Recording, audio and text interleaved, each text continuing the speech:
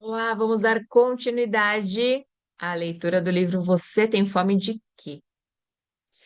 Pode ser cientificamente comprovado que algumas pessoas são vespertinas, não sentindo sono antes da meia-noite e precisando dormir até mais tarde de manhã, enquanto outras são matutinas, preferindo deitar e acordar cedo.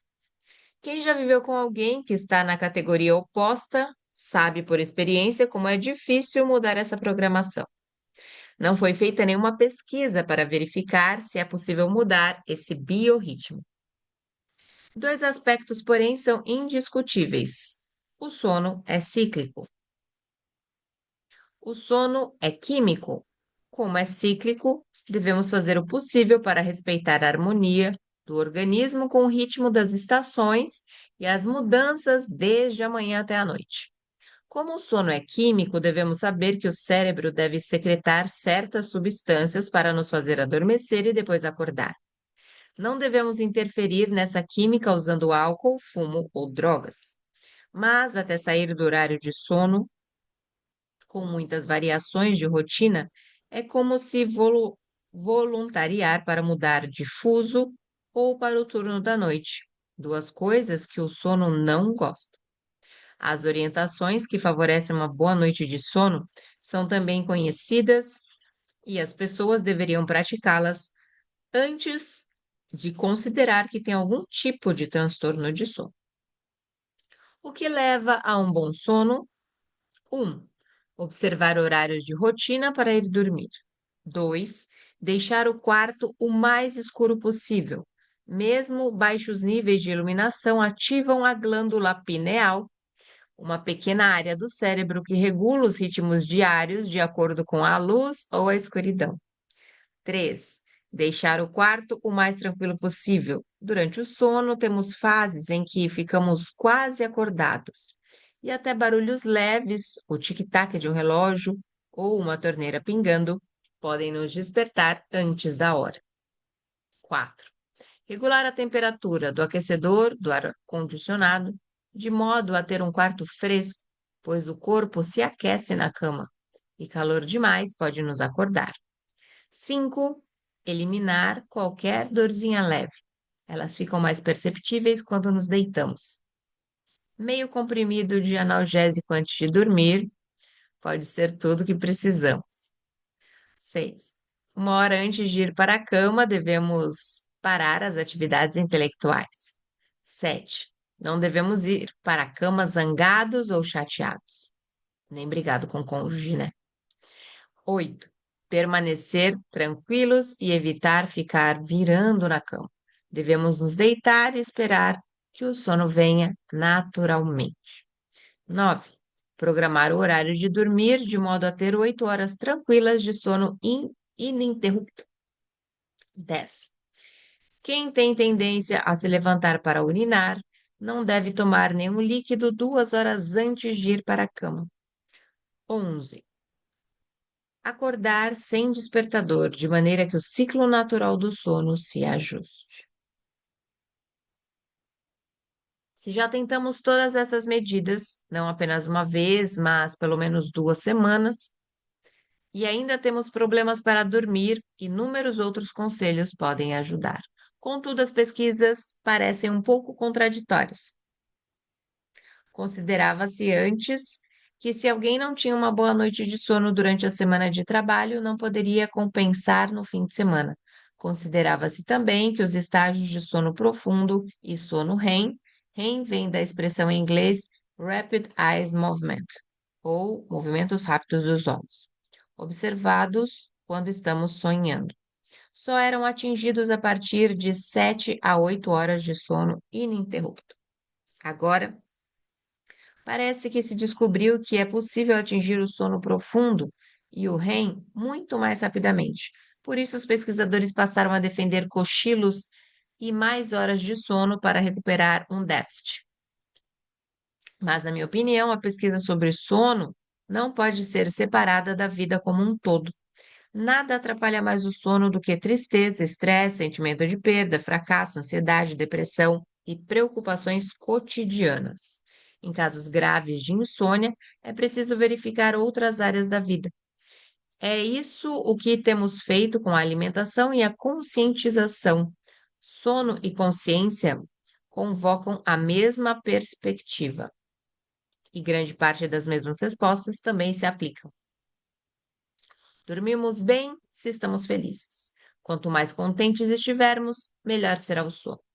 Muita inércia e estagnação atrapalham o sono. Atividade e envolvimento ajudam o sono. Apatia e cansaço levam a um sono ruim. E, por sua vez, o sono ruim gera apatia e cansaço. Toxinas e dependência de medicamentos, como pílulas para dormir, atrapalham o biorritmo e muitas vezes causam problemas de sono. Não estou dizendo que quando enfrentamos uma fase de insônia é preciso verificar a vida toda. É preciso ter familiaridade com o estresse, assunto abordado na próxima sessão Hora de Agir, e ter consciência do que está derrubando o organismo. Tomar iniciativas é muito melhor do que sentir-se vítima, debatendo-se aleatoriamente em busca de soluções rápidas. Um pequeno levantamento feito por mim e amigos inclui inofensivas formas de ajudar no sono, e quase todo mundo conhece pelo menos uma delas.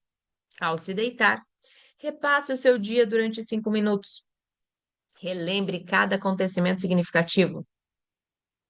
Sinta-se bem em relação ao dia vivido, sabendo que poderá lidar no dia seguinte com o que não foi feito ou não foi terminado. Esse exercício alivia um estado de preocupação leve, substituindo-o por uma sensação de satisfação. Nada é mais precioso. Deitado de costas, fique de olhos abertos. Se eles começarem a fechar, tente mantê-los abertos. Esse truque ajuda porque é o oposto de tentar cair no sono, que é impossível. Fique deitado de costas, sem se mexer. Durante o sono profundo, os músculos ficam paralisados. Assim, imitando essa imobilidade, o seu cérebro será provocado a entrar em estado de sono. Visualize o número 100. Se a imagem sumir ou a sua mente devagar, volte a imaginar o número. Como as pessoas costumam ficar acordadas por causa dos pensamentos, o truque é esse. Ver uma imagem não é algo cognitivo. Não há palavras nem pensamentos. Portanto, ao se concentrar no número 100, você vai parar de pensar demais. Hora de agir. Como lidar com o estresse sem comer? Se desejamos romper com o hábito de comer quando nos sentimos estressados, é preciso lidar com o estresse de um jeito melhor. Aprender um pouco mais sobre as perturbações mentais em si ajuda, em especial o chamado estresse normal do dia a dia. Ele é considerado normal por duas razões. Nenhum acontecimento traumático provocou esse estresse, e o tipo de pressão que todos nós sofremos é, em geral, de um nível baixo. Ele tende a passar voando pelo radar. Mas, se uma pessoa se flagra comendo sem conseguir identificar porque teve aquele desejo de comer de repente, é provável que esteja tentando lidar com o estresse.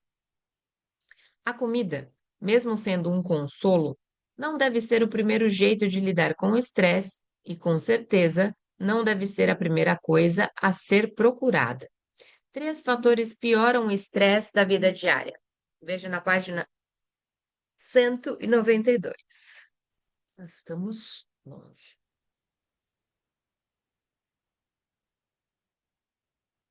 Formas ineficazes de aguentar o estresse.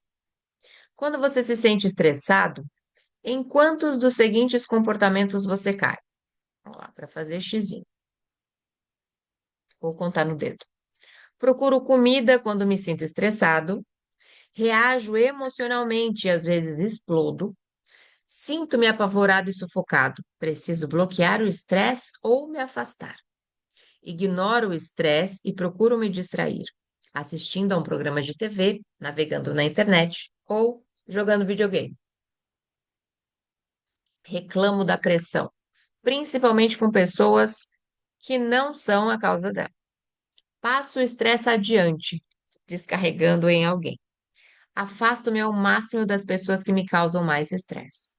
Aguento o estresse até ter como me desligar, por exemplo, indo à academia ou tomando um drink. Gero ainda mais pressão sobre mim mesmo e sobre os outros. pois acho que isso me fortalece e me torna mais competitivo. Esses comportamentos não levam a cabo o que pretendiam, diminuir os efeitos prejudiciais do estresse. Levar a cabo é terminar, né? Esse sentimento possui um ciclo de feedback. Começa com um fator estressante, por exemplo, um prazo apertado, um chefe detestável, uma meta de venda inatingível. O resultado é a nossa reação. Podemos interferir em qualquer momento desse ciclo. Quanto mais consciente for a intervenção, maiores as chances de reduzir os efeitos prejudiciais do estresse. Como já vimos, o que não funciona, o que será que funciona? Ter consciência do que está acontecendo à nossa volta, monitorar nossos sentimentos íntimos, não sufocar as emoções, encontrar meios de controlar a própria vida, insistir em diminuir o estresse onde puder, conhecer mais sobre a mecânica do estresse. Graças ao ajuste, o nosso organismo volta ao equilíbrio depois do estresse. Podemos levar um susto porque ouvimos o barulho de carros trombando nas proximidades. Mas um tempinho depois não haverá nenhum indício de que nosso coração bateu mais rápido e de que a pressão sanguínea se elevou. No entanto, três fatores podem aumentar com o tempo, impedindo o reequilíbrio e nos levando gradualmente a um desequilíbrio crônico: repetição, imprevisibilidade e falta de controle. Consideremos esses como os três principais fatores quando se trata de estresse crônico, pois eles literalmente podem significar vida ou morte. Em um clássico experimento sobre comportamento animal, os camundongos ficavam numa grade de metal que dava um choque leve, que não os machucava, mas era suficiente para sacudi-los. Os choques eram administrados aleatoriamente, os camundongos não podiam fugir. Portanto, os três piores fatores estavam ali: repetição, imprevisibilidade e falta de controle. Embora os choques, se considerados isoladamente, fossem inofensivos, os camundongos logo definharam e morreram. A capacidade de o organismo deles voltar à homeostase tinha se exaurido. Incapaz de se adaptar, definharam. A conclusão é óbvia. Um estresse de baixo nível parece inofensivo, mas, em condições ruins, ele leva ao colapso da capacidade de adaptação. Se quisermos lidar com o estresse conscientemente, devemos dividi-lo entre esses três componentes e reduzi-los ao mínimo do nosso ciclo de feedback. Repetição. Fazer sempre a mesma coisa torna a mente confusa.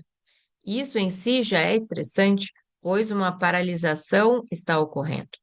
Quando, quando exposto a qualquer estresse repetitivo, por exemplo, a pessoa que trabalha em determinados tipos de venda, lidar com o mesmo empregado incompetente, aguentar a grosseria do chefe, o cérebro procura um jeito de lidar com ele, recorrendo a um padrão familiar.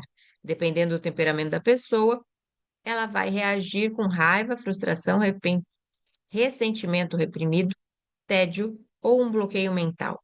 A tática do muro de pedra.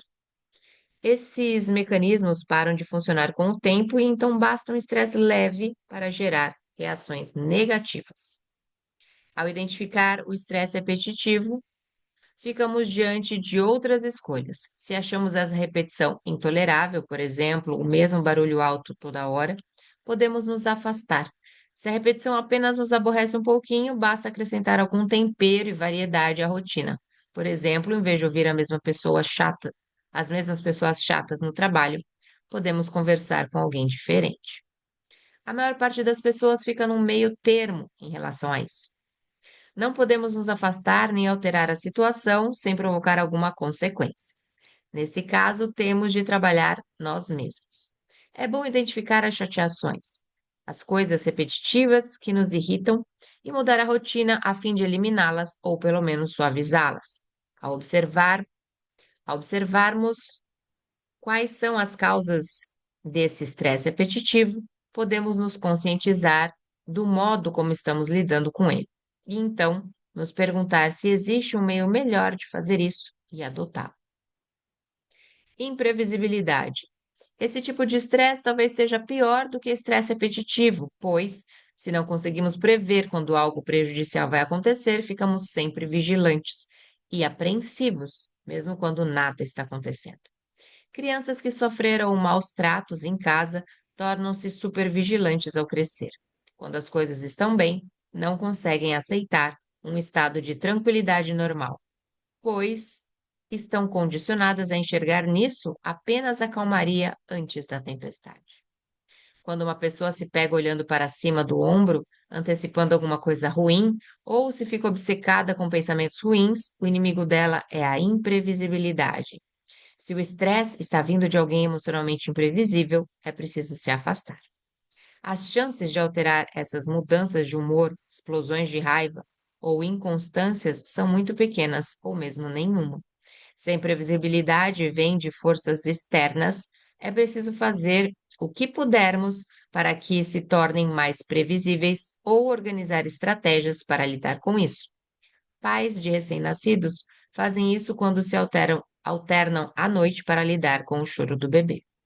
A pior coisa a fazer é dar acesso a sentimentos de ansiedade e apreensão. Devemos nos reforçar com cenários que combinem razoavelmente com a sequência de eventos, sem deixar que a imaginação vá muito longe. Assim, reduziremos a imprevisibilidade da situação. É assim que os bombeiros e os policiais são treinados a lidar com muitos tipos de situação, de modo que não tenham que improvisar na hora. Falta de controle. Eu diria que esse é o pior fator para causar estresse. É importante ter controle sobre a nossa vida. Essa é talvez a principal razão para que as pessoas comecem um negócio próprio ou, como ocorre cada vez mais, prefiram viver sozinhos. Os tipos que têm personalidade controladora vão ainda mais longe, tentando administrar todos os detalhes da vida. Isso sem mencionar as pessoas à sua volta. No entanto, a falta de controle gera frustração e sensação de desamparo em qualquer pessoa. Não adianta nada simplesmente não fazer nada, pois a frustração acumulada apresenta uma série própria de problemas. O melhor jeito é assegurar o controle onde ele for importante. Não podemos mandar o chefe passear e também não podemos dar as costas à carga de trabalho. Portanto, o controle deve ser reivindicado quando possível. Por exemplo, exigindo respeito, reivindicando o ambiente de trabalho digno, dando espaço para as outras pessoas exigindo o mesmo, trabalhando em coisas que podemos fazer bem, assumindo uma carga de trabalho que não nos sobrecarregue, reivindicando recompensas monetárias compatíveis com o que foi conquistado, insistindo num mínimo de burocracia, não se prendendo ao perfeccionismo, se for preciso, recebendo críticas em particular, insistindo em nunca receber ataques pessoais, fazendo alianças confiáveis, sem o risco de traição, exigindo a valorização pelo conhecimento e pela experiência. Essa lista se concentra no local de trabalho, embora esses mesmos princípios se apliquem à nossa casa e aos amigos. Ao verificar cada item, devemos considerar se deixamos as situações chegarem ao ponto de nos estressarem. Se sim, vamos tomar medidas para corrigir isso. Nós merecemos escrever a nossa própria história e ter controle sobre ela é sempre um fator importante. Devemos falar um pouco mais sobre o estresse no trabalho. O trabalho e a vida moderna, em geral, estão delineados para debilitar o sentido de controle do próprio indivíduo, tendo todas as forças amontoadas contra nós, desde as exigências de lucro nas corporações aos cortes de funcionários e de previdência social. A necessidade de termos controle é ainda maior. Não se trata de apenas um controle para mostrar quem manda. Trata-se de controle como meio de reduzir as pressões do cotidiano. Quando conseguimos aperfeiçoar isso, abrimos a porta para uma abordagem muito mais consciente da vida. Por outro lado, se lidamos com as pressões inconscientes, a percepção fica reduzida e as possibilidades futuras se estreitam com o tempo. Até agora, abordamos o estresse que nos afeta, mas existem momentos em que contribuímos com esse estresse dos outros. É importante dar alguma atenção a isso e aliviar o estresse que talvez estejamos causando. Uma pessoa consciente se responsabiliza por isso também. Lembremos que o estresse faz parte de um ciclo de feedback, e quanto mais fazemos para melhorar o que oferecemos a ele, mais benefícios receberemos.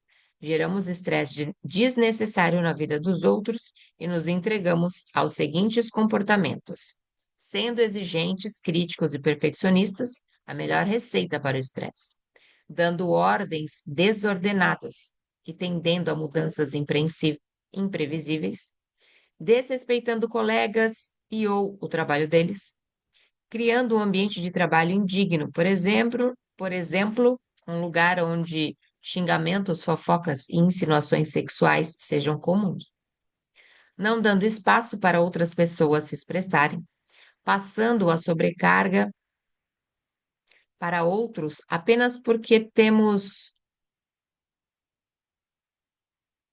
poder para fazer isso, sobrecarregando os outros com questões pessoais com as quais deveríamos lidar sozinhos, criticando subordinados em público, fazendo ataques pessoais, não sendo confiável, sendo dado a eventuais traições, desvalorizando a experiência e o conhecimento de colegas de trabalho.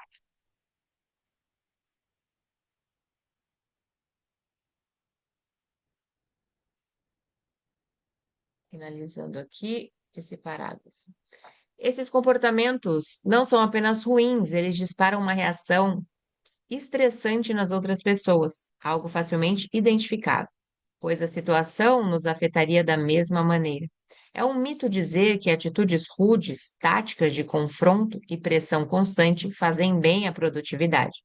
Os melhores ambientes de trabalho propiciam espaço para as pessoas, encorajam a criatividade, permitem que os funcionários definam os próprios horários de trabalho, designam tarefas de acordo com o potencial de cada um e criam um clima de respeito. Os sinais de estresse podem ser sutis, mas, quando atentamos para eles, são inconfundíveis. Digamos que uma pessoa esteja estressando alguém. Vamos nos concentrar de novo no trabalho, sabendo que esses mesmos indícios podem acontecer em casa. As pessoas não ficam contentes perto dela, evitam encará-la nos olhos, faltam ao trabalho ou negligenciam horas de trabalho, ficam nervosas na presença dela. O clima fica quieto e tenso quando ela entra numa sala ou quando dá ordens. Acontece uma resistência silenciosa quando ela pede alguma coisa. Tem que pedir uma segunda vez e até acontecem atrasos. As pessoas dão desculpas ou então já perderam a motivação. Vamos substituir essa pessoa por nossos filhos ou marido e esposa e veremos que tudo isso se aplica em casa também. Se não nos identificamos com esse exemplo de pessoa responsável ou chefiando, pode ser que estejamos agindo assim por causa de alguém em nossa vida. Todos esses sintomas são óbvios, não importa se a pessoa é presidente de uma multinacional ou o pai sentado à cabeceira da mesa de jantar. O estresse é uma ameaça em qualquer situação, e é por isso que precisamos nos voltar para o oposto do estresse no capítulo seguinte, a desejável meta de um bem-estar emocional. Agora assim encerramos essa leitura de hoje.